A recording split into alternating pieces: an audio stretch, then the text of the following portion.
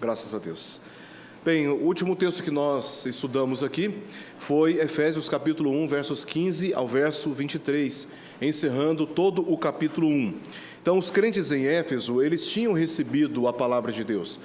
Paulo ficou bastante tempo em Éfeso, praticamente 3 anos, ensinando a palavra, comunicando a verdade, discipulando, esclarecendo dúvidas e tudo mais. Então, eles tinham o conhecimento da palavra, mas eles não tinham, ao que tudo indica na própria epístola, o entendimento e o convencimento necessário sobre as bênçãos da salvação para perseverar na sua conduta cristã. E a evidência deste problema se encontra a partir do capítulo 4, verso 17, quando Paulo vai exortá-los contra várias práticas, várias condutas que não estavam em coerência com a fé que eles tinham recebido. Então, eles estavam andando obscurecidos de entendimento como se fossem os próprios incrédulos, estavam andando como se fossem pessoas que não tinham qualquer conhecimento da verdade. Então, o texto que nós estudamos aqui, no texto que nós estudamos, Paulo, ele registra a parte da sua oração. E nessa parte da sua oração, ele roga a Deus para que os efésios crentes tivessem entendimento da salvação de Deus. Então, se nós entendermos de verdade, nos convencermos de verdade de onde estávamos e como Deus exerceu o seu poder em Cristo para nos conceder a salvação, nós, irmãos, nos sentiremos, no mínimo, envergonhados por causa dos nossos pecados. Então, Paulo está orando, pedindo para que Deus dê aos crentes de Éfeso o entendimento suficiente da salvação que Deus havia dado, mas também orou para que eles tivessem entendimento do chamado. E o chamado aqui, que nós haveremos de estudar a partir do capítulo 4, não diz respeito a esse chamado para ser oficial de uma igreja, chamado para exercer uma profissão na sociedade. Muito embora esses chamados, essas vocações, elas são legítimas e elas são reconhecidamente na vida da igreja como sendo bíblicas. No entanto, o chamado de Deus que Paulo se refere aqui é o chamado para vivermos de acordo com a salvação que recebemos. É uma vida coerente com a palavra de Deus, uma vida santificada com a palavra de Deus.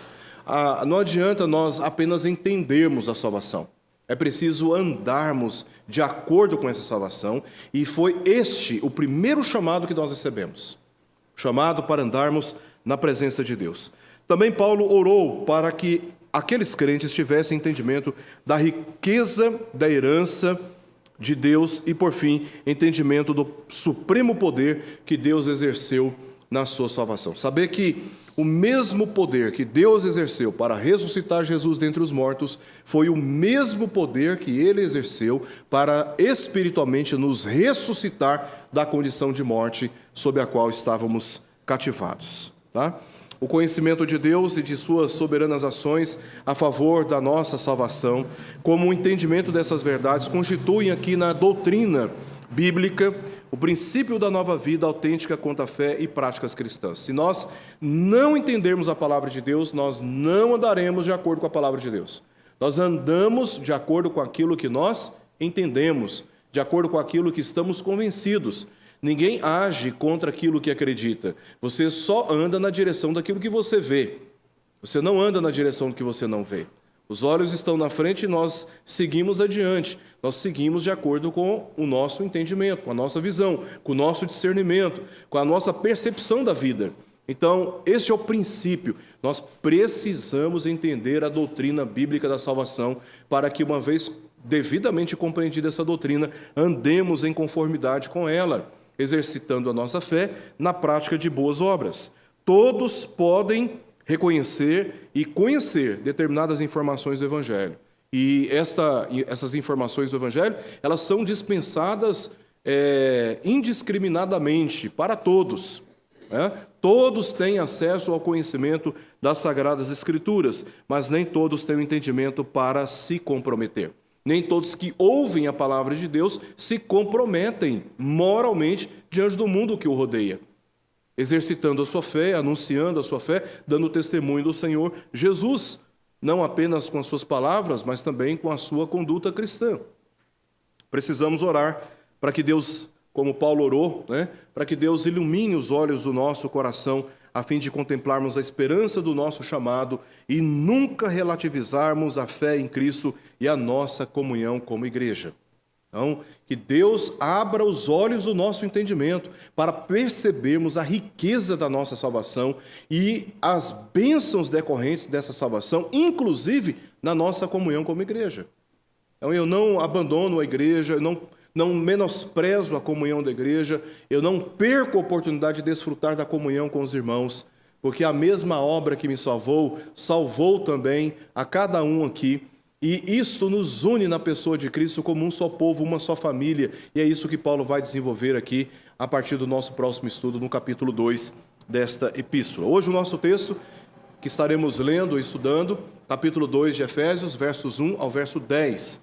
E o texto diz assim: Ele vos deu vida, estando vós mortos nos vossos delitos e pecados, nos quais andastes outrora segundo o curso deste mundo, segundo o príncipe da potestade do ar, do Espírito que agora atua nos filhos da desobediência, entre os quais também todos nós andamos outrora, segundo as inclinações da nossa carne, fazendo a vontade da carne e dos pensamentos, e éramos, por natureza, filhos da ira, como também os demais. Mas Deus, sendo rico em misericórdia, por causa do grande amor com que nos amou, e estando nós mortos em nossos delitos, nos deu vida juntamente com Cristo. Pela graça sois salvos. E juntamente com Ele nos ressuscitou e nos fez assentar nos lugares celestiais em Cristo Jesus, para mostrar nos séculos vindouros a suprema riqueza da sua graça, em bondade para conosco em Cristo Jesus. Porque pela graça sois salvos mediante a fé, e isto não vem de vós, é dom de Deus, não de obras para que ninguém se glorie, pois somos feitura dele, criados em Cristo Jesus para boas obras, as quais Deus de antemão preparou para que andássemos nelas. Então esta é a passagem que estaremos estudando, e para começar, aqui apenas uma reflexão sobre a centralidade da pessoa de Jesus nesta passagem. Veja como Paulo, desde o capítulo 1, ele está o tempo todo convergindo a sua doutrina para o Senhor Jesus. O próprio Deus, tudo o que ele fez, tudo o que ele dispensou e dispensa sobre o seu povo, tudo é por meio de Jesus Cristo. As suas obras por meio de Jesus, as suas bênçãos por meio de Jesus, os resultados dos seus planos eternos por meio de Jesus, porque Jesus, ele é o centro da revelação bíblica.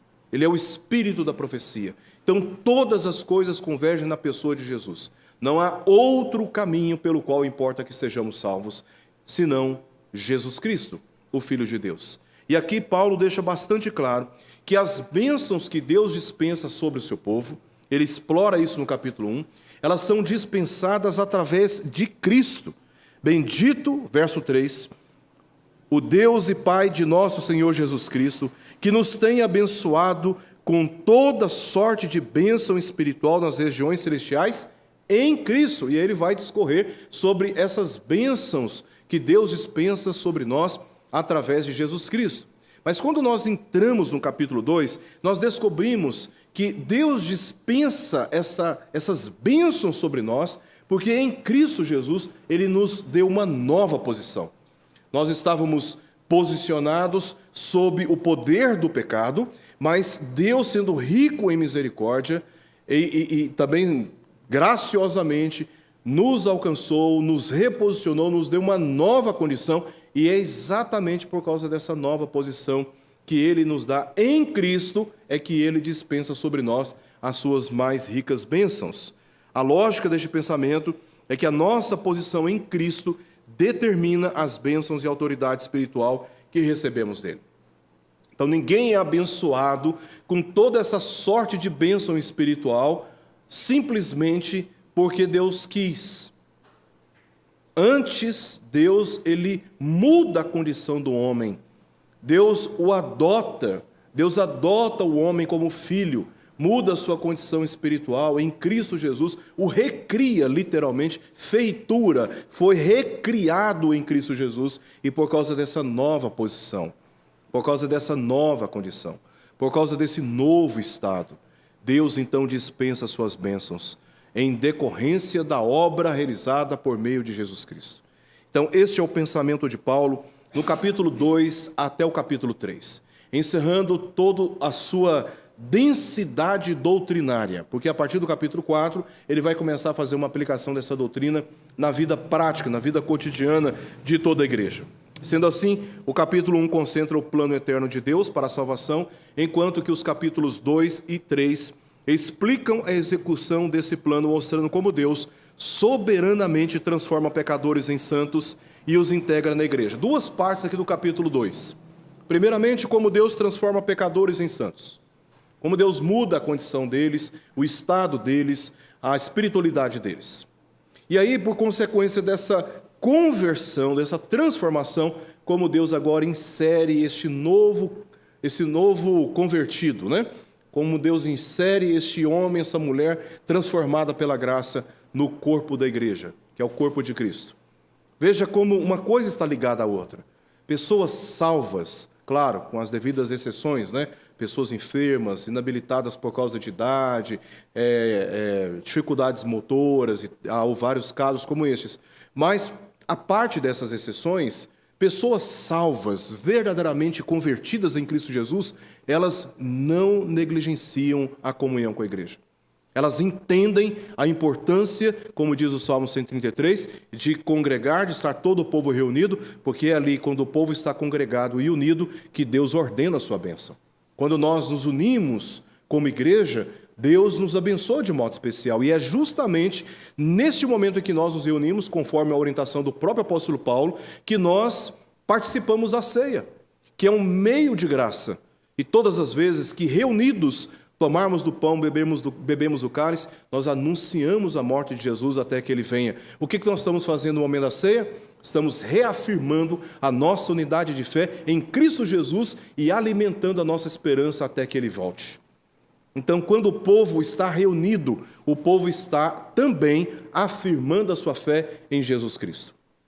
Então, Paulo faz essa dinâmica do capítulo 2. Ele mostra, primeiramente, a mudança de condição espiritual e depois o resultado disso na participação, na comunhão, na unidade da igreja, Deus unindo judeus e gentios no mesmo corpo da igreja, cuja cabeça é o próprio Senhor Jesus. Então, aqui no nosso texto, versos 1 ao verso 10, nós veremos primeiramente do verso 1 ao verso 3, a antiga posição que Paulo vai descrever aqui, né? Quem éramos. Depois, nos versos 4 até o verso 10, ele vai mostrar a nova posição. Primeiramente, ele vai descrever no verso 4 ao verso 9 o que Deus fez. Nós estávamos de um jeito, mas então, o que Deus fez diante desse estado? Ele vai explicar isso no verso 4 ao 9 e no verso 10, quem somos agora, qual é o resultado dessa obra, finalmente, na nossa nova posição, na nossa nova condição. Deixa eu só apresentar aqui um pensamento de um comentarista, William MacDonald. Ele diz o seguinte, ele faleceu em 2017. Ele diz assim: vimos a poderosa força que Deus exerceu ao levantar Cristo do sepulcro e coroá-lo com glória e honra. Agora, vemos como esse mesmo poder atuou na nossa vida, ressuscitando-nos da morte espiritual e fazendo-nos assentar nos lugares celestiais em Cristo. Esse comentário ele está perfeitamente encaixado naquilo que vimos no capítulo 1, especialmente a segunda parte, né, verso 14 ao verso 23, e agora como Paulo desenvolve essa doutrina no capítulo 2, versos 1 ao verso 10. É importante notar nessa passagem que o sujeito gramatical dessa longa frase, você pode observar o seu texto, verso 1 ao verso 10, você não tem aí nenhuma letrinha inicial, não sei qual é a Bíblia que você está usando, né? Não tem nenhuma letrinha inicial aí mais negritada, né? Mais forte, porque aqui é um parágrafo só no texto grego, é uma longa frase. E nessa longa frase, o sujeito principal aqui é Deus, especialmente quando ele faz essa declaração no início do verso 4. Mas Deus. Então, Deus ele é enfatizado aqui nesta passagem. E os 3 verbos principais relacionados com este sujeito estão presentes no verso 5 e no verso 6. Ele nos deu vida, ele nos ressuscitou, ele nos fez assentar nos lugares celestiais. Esse é o grande personagem. E o objeto, ou o propósito, aqueles que recebem o efeito dessas ações, são os crentes. Por isso, 3 vezes, nos versos 5 ao verso 6, Paulo está dizendo: nos deu vida, nos ressuscitou e nos fez assentar. Então, Deus, em Cristo, teve um propósito de alcançar a nossa vida, de tocar a nossa realidade, de mudar a nossa condição. Então, o objeto aqui desses verbos, o propósito dessas ações é os crentes. Assim, a principal afirmação nos versos 1 a 10 é a ação de Deus em Cristo a favor da salvação. Esta é a afirmação que controla todo o pensamento desta passagem, tá? A favor da salvação daqueles que Ele escolheu e predestinou, segundo lemos no capítulo 1, versos 4 ao verso 5. Tá? E aí, lá no verso 10 aqui da nossa passagem, nós lemos: pois somos feitura dele, criados em Cristo Jesus, as quais Deus de antemão preparou para que andássemos nelas. Deus preparou de antemão. Então, antes da criação, Deus planejou a salvação daqueles que haveriam de andar segundo o seu propósito. Tá? Então, veja como soberanamente Deus escolheu, Deus predestinou, e para estes Deus dedicou a obra da salvação. Portanto, todas as demais afirmações dessa passagem se encontram subordinadas a esta afirmação principal. Vamos para cada uma das partes aqui. Primeiramente, como Paulo descreve a nossa antiga condição, como somos descritos aqui nos versos 1 a 3, assim como aqueles crentes foram descritos antes da sua salvação. A principal descrição do passado de pessoas não regeneradas é de morte, cujo estado espiritual é de delito e pecado. Porque Paulo diz: ele nos deu vida, estando vós mortos nos vossos delitos e pecados. Então, delitos e pecados é a condição na qual homens não regenerados se encontram mortificados espiritualmente. Então, é assim que Paulo descreve aqui. No verso 5, ele repete isto: e estando nós mortos em nossos delitos. Então, é assim que Paulo, ele diz no verso 1, ele vos deu vida estando vós. Mas aí no verso 5 ele se inclui: e estando nós mortos em nossos delitos. Tá? Então, ele não se exclui como aquele que foi alvo da graça misericordiosa de Deus, né? Como perseguidor da igreja, que fez coisas das quais ele se arrependeu por todos os seus dias. Ele se sentia envergonhado e menor, inclusive, do que os apóstolos, porque, como ele mesmo diz, porque eu persegui a igreja de Deus, né? Persegui a igreja de Cristo. Mas Paulo aqui reconhece a obra da salvação na sua própria vida. Inclusive, ele dá um testemunho pessoal no capítulo 1 de Gálatas. Ele dá um testemunho pessoal sobre como essa graça alcançou a vida dele. E é essa mesma graça que ele está ensinando, é essa mesma graça que ele está pregando. O delito que aparece aqui no nosso texto, na língua portuguesa, poderia também ser traduzida essa palavra como transgressão, e indica, no texto grego, um desvio da lei de Deus. Alguém que está andando num caminho e, de repente, sai daquele caminho, pega um outro caminho. Essa palavra grega, ela dá exatamente essa ideia de alguém que está andando ao lado, tá? Parapitoma, para é ao lado, é alguém que está seguindo um outro caminho, ele se afastou do caminho. Enquanto que o pecado, porque Paulo diz delitos e pecados, o pecado aqui é apenas o resultado desse desvio da lei de Deus. O homem se desvia da retidão, se desvia da orientação dos conselhos da palavra de Deus, e o resultado que ele passa a viver na sua vida e produz na vida dos outros é pecado. Por isso, não se pode separar o ato da pessoa. Veja como Paulo diz: estando vós mortos. Pecado e pessoa não podem ser separados. Talvez você já ouviu aquela famosa frase: Deus ama o pecador, mas odeia o pecado. Meus irmãos, essa frase, embora bonitinha, simpática, elegante, carismática, ela não é bíblica, porque não se separa a pessoa do seu pecado. Então, corte essa frase ela não se sustenta biblicamente. O homem ele não é um ser vitimado pelo pecado e, portanto, ele é, por natureza, justificado diante de Deus. Não, ele é culpado moralmente pelos seus pecados. Os pecados que ele comete são apenas manifestações externas de um estado espiritual do qual ele não pode se separar.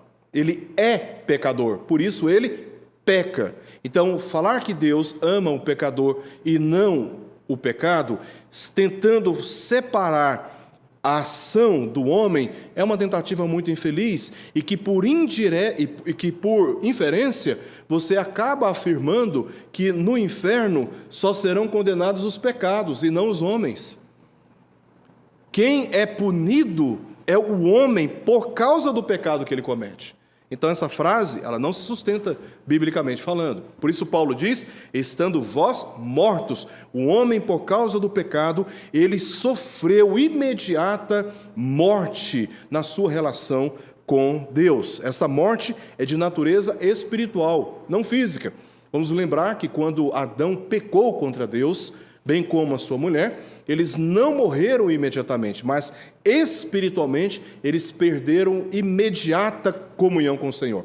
Tanto que quando Deus entra no jardim para ter comunhão com seus filhos, eles fogem para trás das árvores do jardim, porque já não havia comunhão entre eles, já não havia paz entre eles, tá? Já não havia paz entre eles. Então, a morte que Paulo se refere aqui, ela é de uma natureza espiritual, não física, e significa ausência de comunicação e de relacionamento. Assim como os mortos fisicamente não se comunicam com os vivos e não se relacionam com eles, se alguém disser para você, eu falei com fulano que já faleceu, eu já vi fulano que já faleceu, você pode dizer para essa pessoa que ela está enganada. E se você tiver a experiência de ver alguém que já faleceu, não corre não. Repreenda em nome de Jesus, porque o que há ali é uma manifestação demoníaca. Não há possibilidade daquele que morreu voltar e ter comunicação com os vivos, assim como também aqueles que estão mortos espiritualmente, eles não têm comunicação com Deus vivo e não se relacionam com Ele. Existe um abismo que separa o mundo dos mortos e o mundo dos vivos. Então, os mortos, eles não se comunicam com os vivos e não se revelam a eles mais. Estão completamente separados, tá? Completamente separados. Assim, espiritualmente também é o homem na relação com Deus. Eles não têm, o homem morto espiritualmente não tem comunicação com Deus e não tem como se relacionar com Ele. Tá? Uma forma muito clara de vermos e percebermos isso é quando você vai num culto fúnebre. Você tem um corpo estirado ali. Ele não se comunica, ele não se relaciona, ele não interage. Assim é o homem espiritualmente diante de Deus. Ele não interage com Deus, ele não se comunica com Deus. Tá? E isso nós estamos nos referindo ao estado espiritual. Tá? Do ponto de vista da vida terrena, o homem fisicamente vivo e dotado de faculdades intelectuais, ele pode ouvir a mensagem do Evangelho, ele pode entender a mensagem do Evangelho, mas essa mensagem não tem nenhuma eficácia para mudar a sua condição espiritual, a menos que Deus, na instrumentalização da sua palavra, segundo o poder do Espírito Santo, aplique a obra da regeneração. E ele, pela vivificação do seu espírito, da sua alma, seja então habilitado a crer em Deus e se arrepender dos seus pecados. Tá? Olha o que diz o texto em Isaías 59, verso 2. Mas as vossas iniquidades fazem separação entre vós e o vosso Deus, e os vossos pecados encobrem o seu rosto de vós. Deus encobre o seu rosto de nós, para que vos não ouça. Então, a relação ela é quebrada por causa do pecado. O pecado faz, como diz o texto do profeta Isaías, separação entre nós e o nosso Deus. Isto é morte. Morte é quando o espírito deixa o corpo passa a imediatamente sofrer a corrupção. Volta ao processo de ser consumido pela terra. Ele passa a se decompor, né? Então, é o espírito que dá vida ao corpo. Então, separou, a morte é imediata. Assim foi também na relação com Deus, por causa do pecado. E a forma plural que Paulo apresenta aqui, esses substantivos, delitos e pecados, é interessante de ser observado. Porque esses substantivos no plural, eles indicam a forma persistente pela qual aqueles que estão espiritualmente mortos vivem. E isso nos ajuda a entender as próximas descrições aqui na passagem. Eles são guiados pela impiedade do mundo, veja o que diz o verso 2, nos quais, ou seja, nos seus delitos e pecados, vocês estavam andando outrora. Então, os homens, por causa do pecado, por causa da sua transgressão, dos seus delitos, eles são guiados de acordo com as impiedades deste mundo, porque o próprio Paulo continua dizendo, segundo o curso deste mundo. Este mundo que não ama Deus, que despreza a palavra do Senhor, né? Que, embora a maioria não profane publicamente o nome do Senhor no nosso país, despreza Deus, vivendo como se Deus não existisse, né? Despreza a fé que é pregada pelas Escrituras. Então, o mundo, na sua impiedade, ele é determinante para aqueles que estão separados da comunhão com Deus. E as pessoas perdem a noção da vida eterna e passam a viver na vida terrena como se a sua esperança estivesse limitada à vida terrena. E aí elas dedicam a sua vida a este mundo com todos os seus esforços e dedicando os seus dons, o seu tempo, dedicando os seus recursos a tudo que eles podem neste mundo a fim de obter dele o máximo de felicidade possível, porque lá no fundo não se acredita que após a morte haverá uma vida eterna, seja na presença de Deus ou banido da presença do Senhor. Então, homens que estão escravizados pela sua condição espiritual no pecado e no delito, são pessoas altamente influenciadas pelo curso deste mundo, pela impiedade deste mundo. Aí Paulo, ele segue dizendo, segundo o príncipe da potestade do ar, do espírito que agora atua nos filhos da desobediência. Então, Paulo admite que eles não apenas seguem o curso do mundo, não são apenas altamente influenciados pela cultura do mundo, pela vida terrena, pelos prazeres da vida terrena. Mas Paulo também reconhece que há forças poderosas, espirituais, que estão atuando nestes, que são descritos aqui como filhos da desobediência. Mais adiante, lá no capítulo 6, Paulo vai dizer, olha, a nossa luta não é contra carne e sangue. A nossa batalha mais fundamental não é na peleja de uns contra os outros, nos debates, nas agressões, nas ofensas, nas disputas de direitos, nos tribunais humanos. A nossa principal luta é contra exatamente esta ordem espiritual do mal que atua no mundo através das relações humanas. Paulo vai dizer isso lá no capítulo 6, quando nós chegarmos lá, nós vamos analisar com cuidado cada uma daquelas palavras. Então aqui, Paulo está dizendo que estes são guiados pela influência deste mundo impiedoso, mas também pela influência rebelde do próprio Satanás. E mais, no verso 3, ele vai dizer que estes são escravizados pelos prazeres da carne em tudo isto. Eles são guiados, influenciados pelo mundo, e os espíritos demoníacos atuam neles, influenciam suas vontades, não determinam, mas eles estão por trás das experiências da vida neste mundo, e eles ainda desfrutam de um certo grau de prazer de estarem longe do Senhor, de estarem afastados da comunhão do Senhor, desprezando a palavra de Deus, a obra de Jesus Cristo, a vida eterna, o dia da ressurreição, a necessidade de justificação dos pecados que nos tornam culpados diante de Deus, essas pessoas desfrutam de prazeres da carne, praticando toda forma de impiedade na presença de Deus. Veja como esses inimigos, eles são repetidos, recorrentes nas Escrituras: o mundo, o diabo e a carne. O desejo inato do homem de satisfazer os seus prazeres, mesmo que isto comprometa a verdade da Escritura, mesmo que isso transgrida a santidade de Deus revelada na Escritura, mesmo que isso comprometa a sua vida diante de uma eternidade, de uma vasta eternidade que o aguarda. O pecado, meus irmãos, é uma transgressão da lei de Deus. Tá? Em Romanos 3:23 nós lemos: todos pecaram. Todos pecaram, ninguém é inocente, todos nós estávamos vivendo nesta condição. Uns mais bonitinhos, uns mais comportadozinhos, outros nem tanto, mas todos nós pecamos contra o Senhor, transgredimos a lei de Deus. Tá?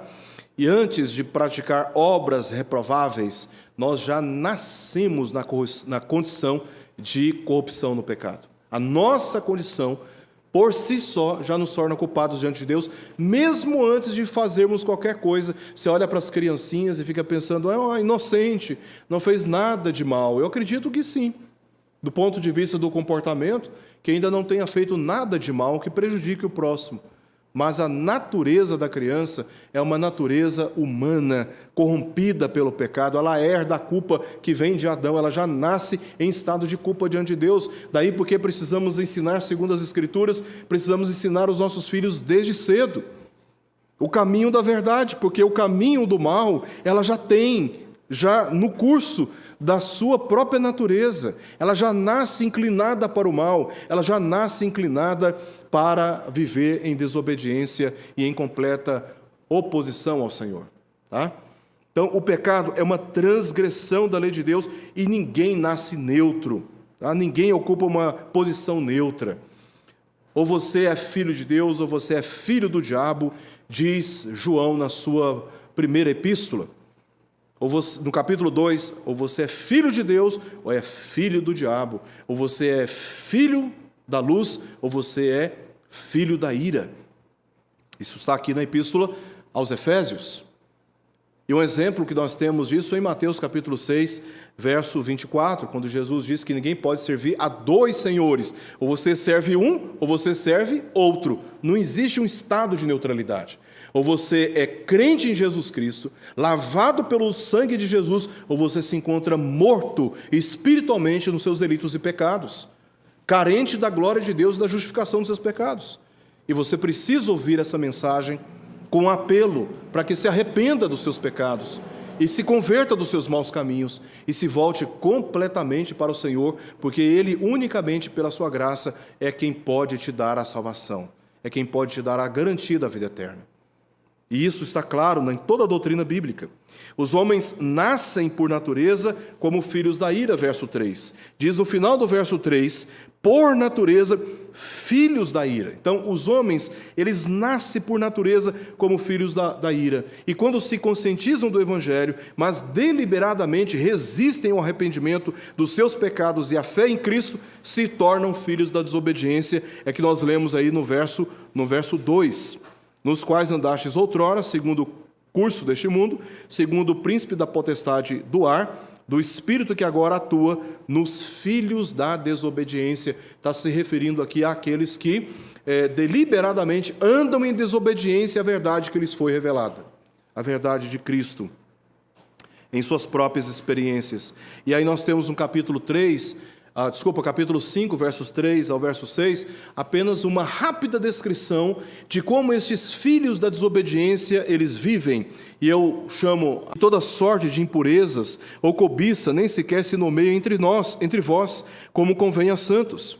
Nem conversação torpe, nem palavras vãs ou chocarrices, coisas essas inconvenientes, antes, pelo contrário, ações de graças. Sabei, pois isto, nenhum incontinente ou impuro ou avarento que é idólatra tem herança no reino de Cristo de Deus. Ninguém vos engane com palavras vãs, porque por essas coisas vem a ira de Deus sobre quem? Os filhos da desobediência, porque eles vivem assim.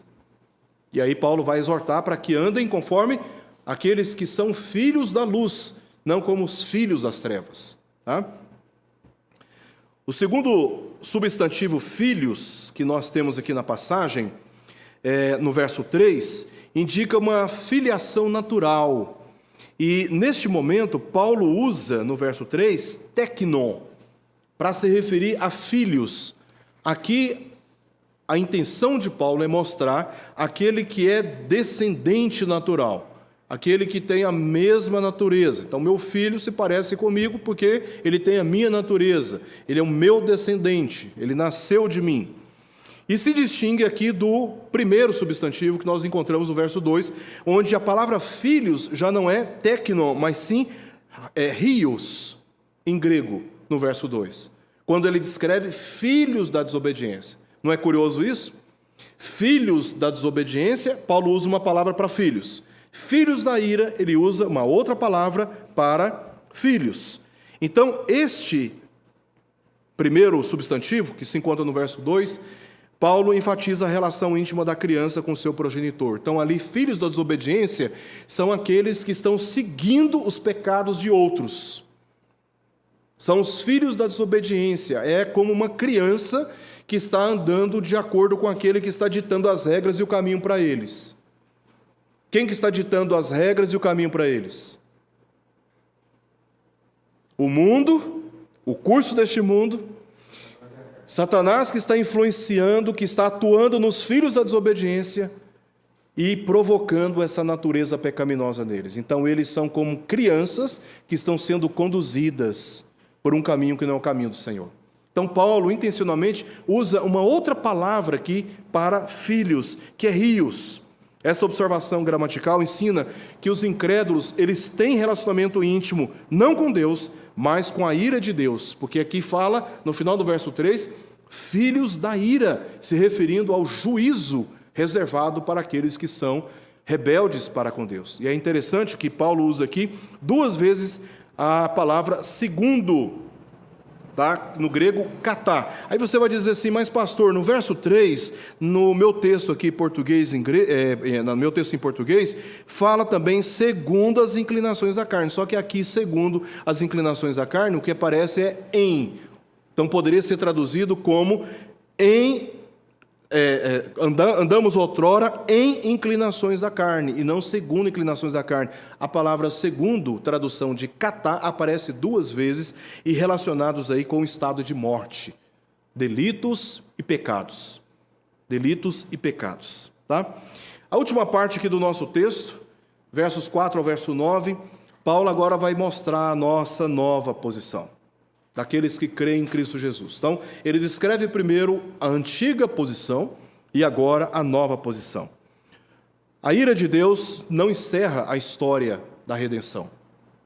Ela contrasta com a gloriosa graça de Deus para com alguns incrédulos, lhes dando vida por meio de Cristo, versos 4 a 5, pelo qual foram com ele ressuscitados espiritualmente, verso 6, e reposicionados pela graça, pela sua justiça, ainda no verso 6 até o verso 10. Nos fez assentar nos lugares celestiais. O pecado humilha o homem, o leva ao mais baixo estado em relação a Deus. Mas, por causa da graça do Senhor, uma vez reposicionados, o homem agora ascende à presença de Deus. Essa é a nossa atual posição, daqueles que creem em Cristo. Nós já fomos colocados nesse status, nesta posição de estarmos em perfeita comunhão com o Senhor por meio de Jesus Cristo. Por meio de Jesus Cristo. Tá? Por isso, o chamado mas Deus, que nós lemos aqui no início do verso 4, estão entre as mais impactantes expressões na Bíblia, pois Deus poderia ter nos mantido na antiga condição e posição, mas soberanamente nos escolheu e nos predestinou para Cristo, segundo o que lemos no capítulo 1 de Efésios, verso 4 e verso 5. Deus livremente decidiu mudar a nossa posição, mudar a nossa condição, nos dar toda sorte de bênçãos espirituais nas regiões celestiais em Cristo. Ele nos deu a salvação. Livremente, Ele quis. Simplesmente Ele quis. Simplesmente Ele quis agir assim. A misericórdia que nós lemos aqui, como lemos aí no início do verso 4, mas Deus sendo o quê? Rico em misericórdia. Misericórdia é aquilo que Deus, é a ação de Deus não nos dar o que nós merecemos, enquanto que a graça significa aquilo que Ele nos dá, o que não merecemos. Entenderam? Então a misericórdia significa que Deus não nos dá o que merecemos. Nós merecemos a pena eterna, a justa pena que nós sofremos, por causa dos nossos pecados. Isto é misericórdia, nós não merecemos, mas Deus exerce sobre nós a sua graça, nos dando o que nós não merecemos. E nós recebemos a salvação sem mérito algum, sem nada para dar em troca. Uma vez que os pecadores estão espiritualmente mortos para Deus, não tem nada a fazer, oferecer ou merecer que provoque qualquer favor da parte de Deus. Ai do homem que pensa que Deus viu nele razão para o abençoar. O próprio Filho do Homem, segundo Isaías 53, não tinha nada na sua aparência que atraísse os homens até ele. Ele foi exposto como vexame para o mundo, pendurado naquele madeiro, como ovelha entregue ao matadouro. Sem abrir a sua boca, ele entregou a sua alma e viu o seu penoso trabalho pelo derramamento do seu sangue a favor de todos nós. Agora, quem sou eu e quem é você? Quem somos nós para nos julgar mais atraentes diante de Deus do que o próprio Filho de Deus que por nós morreu naquela cruz? Ai de nós, se pensarmos em algum momento que podemos fazer alguma coisa para provocar a justiça de Deus a nosso favor, para recebermos dele alguma bênção. Por isso, Paulo descreveu o grande amor de Deus como causa da sua misericórdia por nós. Olha o que ele diz aí no final do verso 4. Por causa, sendo rico em misericórdia, por causa do grande amor com que nos amou. O amor de Deus foi revelado por sua misericórdia de 3 maneiras, por meio da sua exclusiva graça revelada pela obra de Cristo. Diz o texto que Ele nos deu vida, Ele nos ressuscitou e nos fez assentar nas regiões celestiais. O que isso significa, irmãos? Significa que esta tríplice descrição da salvação, nos dar vida, nos ressuscitar, nos fazer assentar nos lugares celestiais em Cristo, está intencionalmente relacionada com a expiação de Cristo, porque Cristo morreu e foi sepultado. Ele ressuscitou e ascendeu aos céus. Não é interessante? Paulo não está indicando, descrevendo essas questões aqui aleatoriamente, não.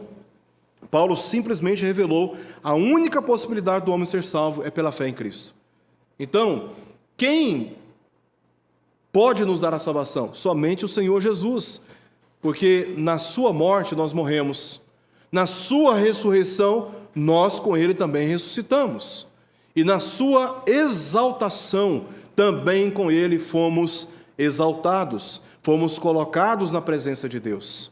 Nós estávamos perdidos, mas Ele, como ponte, agora nos religa, nos reconecta, nos reconcilia, nos apresenta diante de Deus, justificados dos nossos pecados.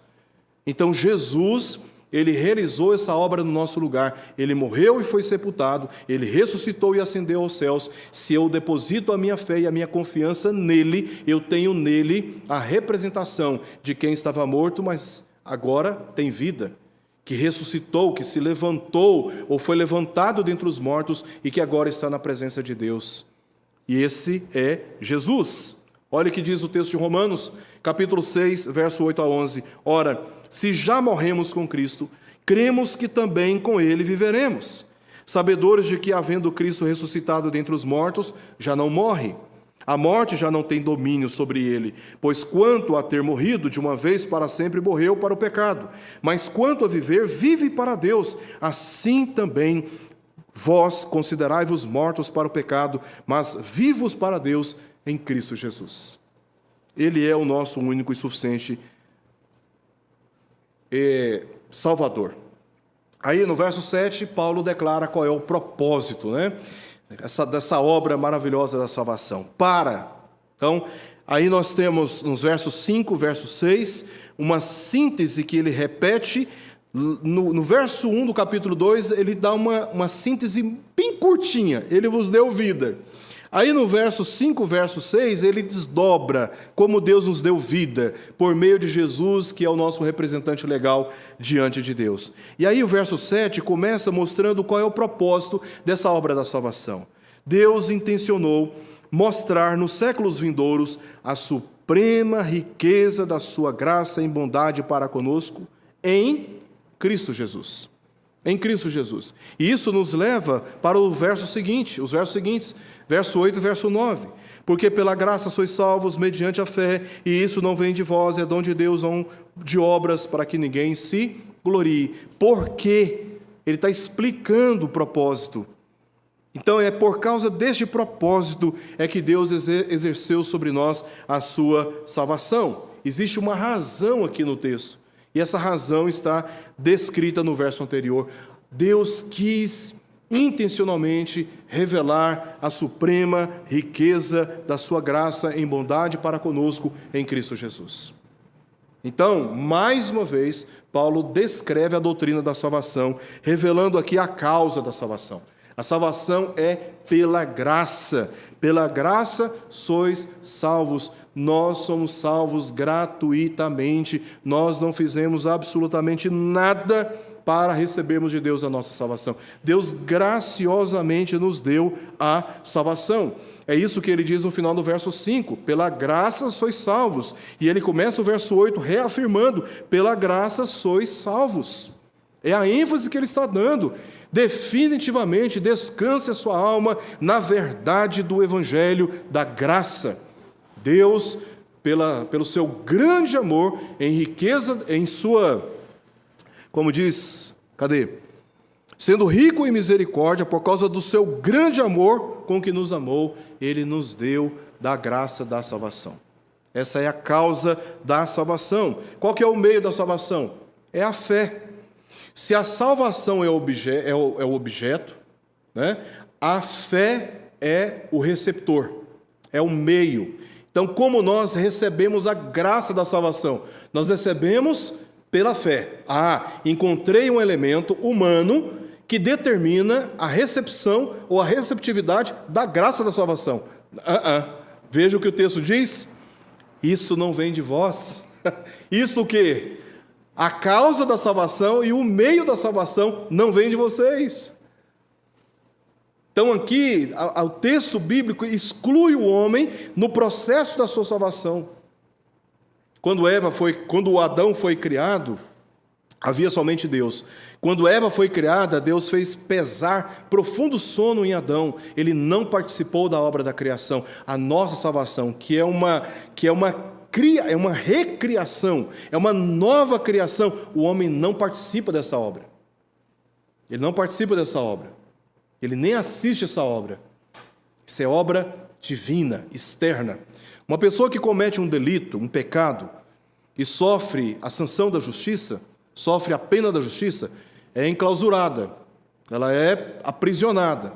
Dentro da cadeia, por causa dos seus pecados ou das suas transgressões à lei, o preso tem liberdade de amanhecer um belo dia e dizer: não estou a fim de ficar aqui mais não, vou sair daqui? Não, ele não tem essa liberdade. Ele está preso.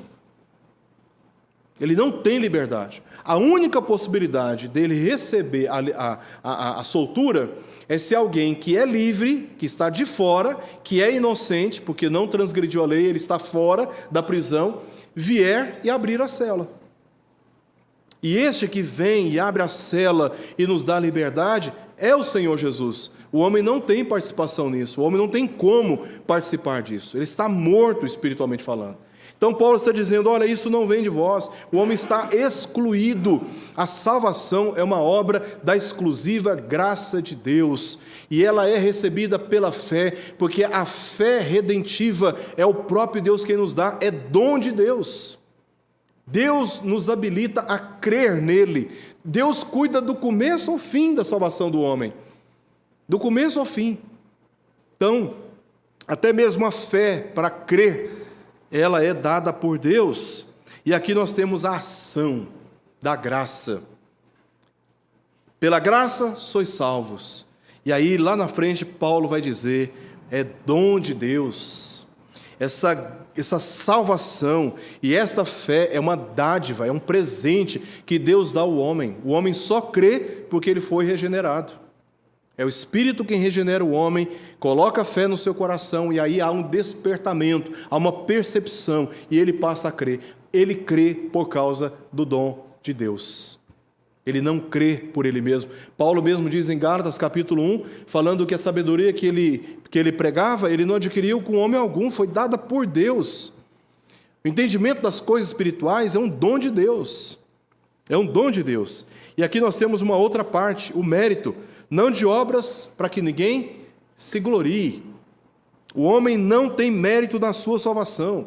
Não há obra que o homem faça que ele possa compartilhar da glória da salvação, da riqueza, da suprema riqueza da graça de Deus que Ele quis revelar nos séculos vindouros com bondade para conosco. O homem não compartilha desta glória. Essa glória, ela é exclusivamente divina.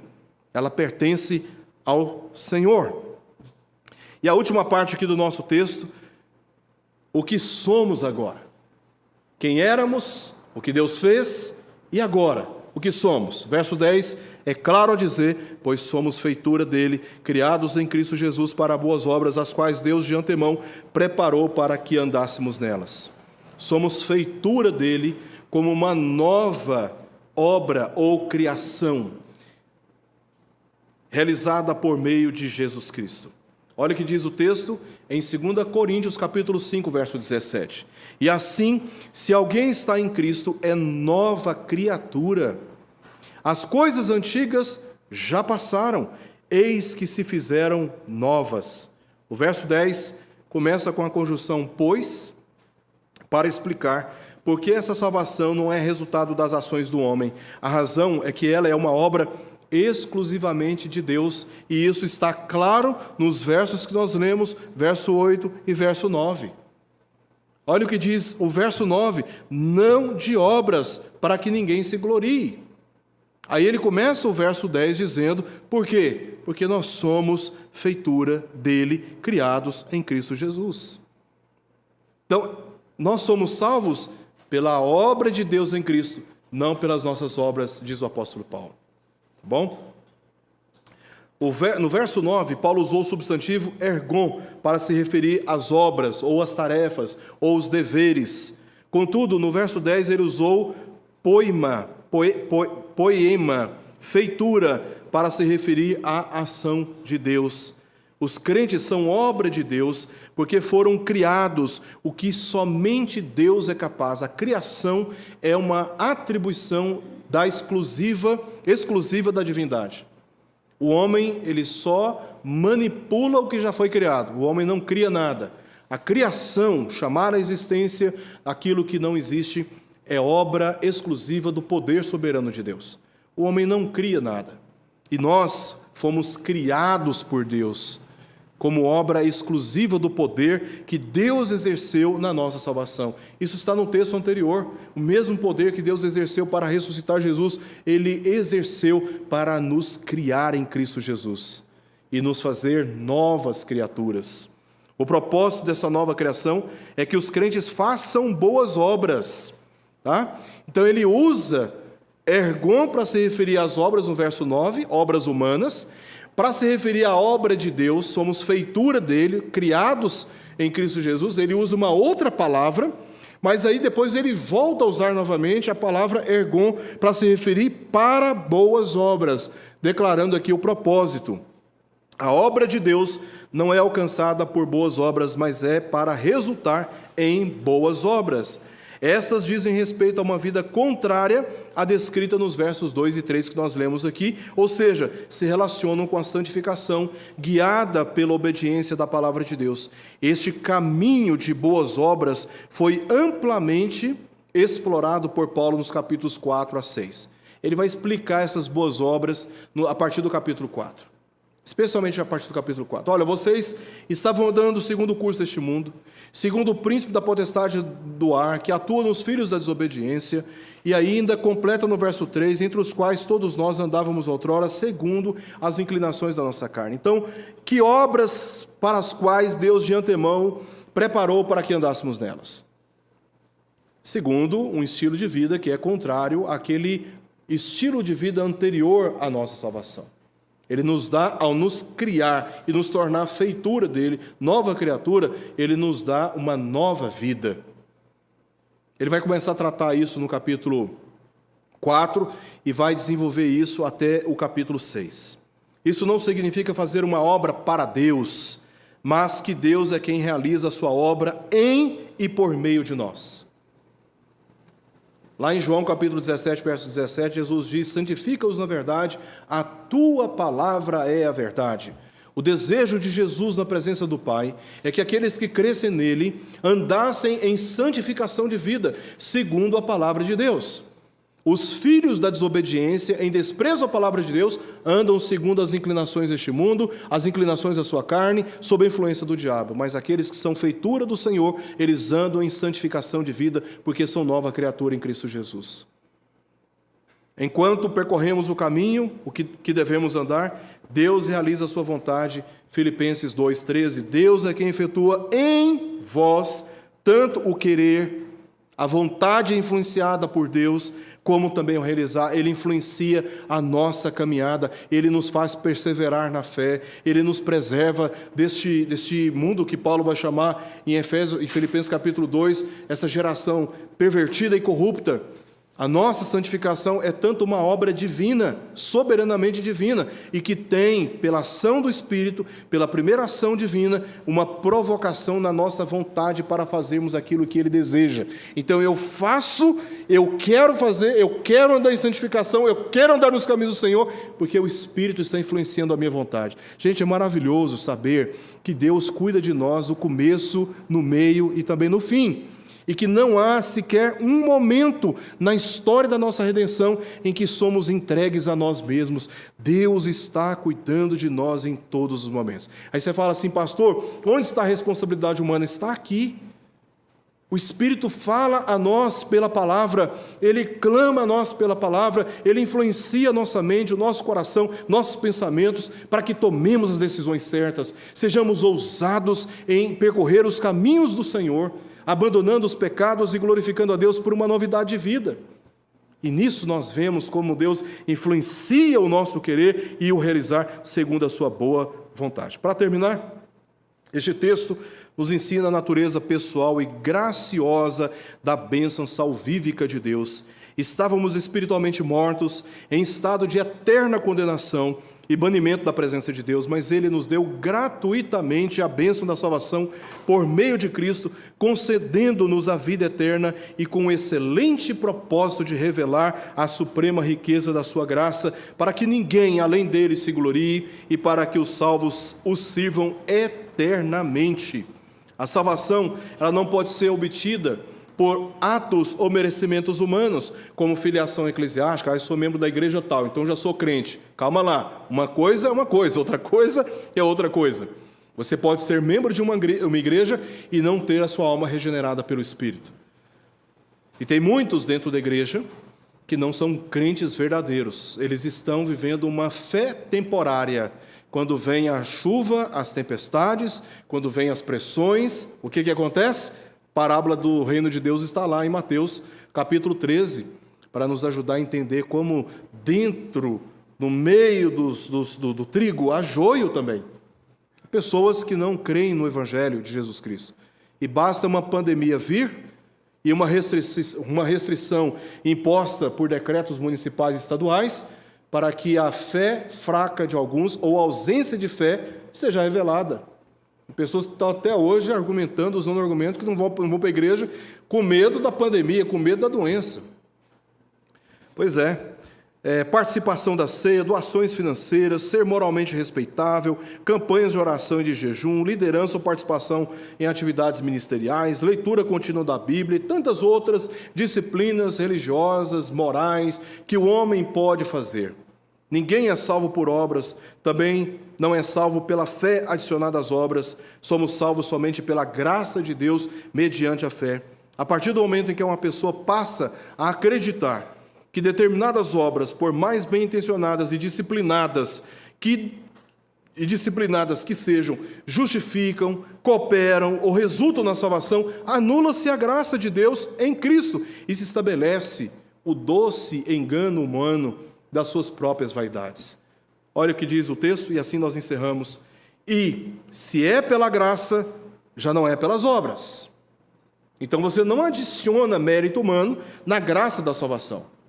Se você fizer isso, a graça já não é graça. Aí é só legalismo religioso, é pura vã religiosidade, que não leva o homem a lugar nenhum. A lugar nenhum. Somos salvos pela graça, mediante a fé, e isso não vem de vós, é dom de Deus. Não de obras, para que ninguém se glorie. E que isso fique muito bem fixado no nosso coração, para andarmos em conformidade com a salvação que Deus nos deu em Cristo Jesus. Vamos orar? Ó Deus, aplique esta mensagem nos nossos corações e não nos deixe esquecer delas. E que o Senhor, ó Deus, nos ajude a viver uma vida grata na Tua presença, o servindo, Senhor, muito mais do que com doações, muito mais do que com disciplinas religiosas. Nos ajude, Senhor, a entender a sublimidade da nova vida, vivendo uma vida santificada do pecado, fugindo dele, abandonando ele, para que a suprema riqueza da Tua graça se revele, Senhor, não somente hoje, mas pelos séculos vindouros, pois foi para este fim que o Senhor nos tirou do lamaçal do pecado, da escravidão do pecado, das garras de Satanás e desta pressão que nós sofremos internamente de desejos, ó Deus, pecaminosos. Que o Teu nome seja glorificado na nossa vida em tudo o que ela representa. Nós oramos por isso em nome de Jesus. Amém, Pai.